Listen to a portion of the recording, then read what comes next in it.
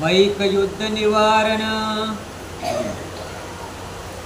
एकोदेश गोसावी विहरणावने विजय करता ते तव हाटवटे ये वैसे झुंजत असती गौगा लोकू माळवन वदा उपरी यावरी पटेसाळावरी उभा ठाकूने पाहतो होता तव गोसावी मैसे याकडे विजय करता ते अवघा लोकू बुंबाईला आओ आओ महात्मे हो साव में नको जाऊ मैसे झुंजत असते गोसावी अगाध चक्रवर्ती विजय केले तोही मध्ये उभे राहिले एकासी अवलोकिले आणि तयाचा रोको हरला आणि तो भुईसी उंगतू निघाला आणि गोसावी एराते अवलोकिले आणि तयाचा रोको गेला आणि तो भुई उंगतू निघाला अवघ्या लोकांची आश्चर्य झाले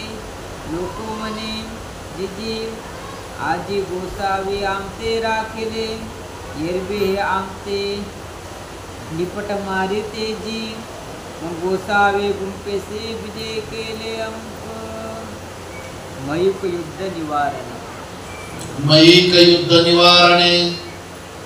एक दिवस स्वामी बाजारामध्ये जात असताना तिथे दोन म्हैसा किंवा हल्या यांची टक्कर सुरू होती आणि ते सगळे लोक माळवादा उभे राहून पाहत होते।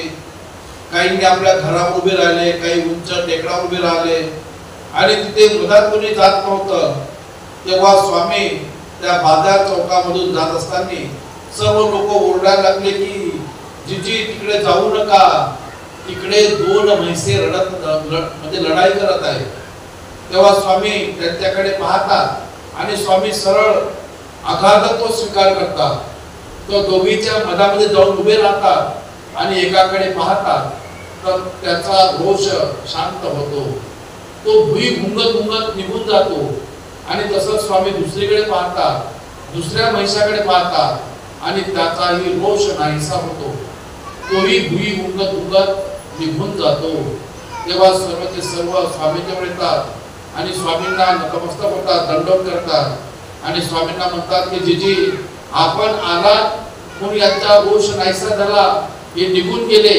आणि आम्ही वाचलो जी, नाहीतर आता मात्र यांनी कोणाला प्राण घेतला असता, कोणाला यांनी मारलं असतं।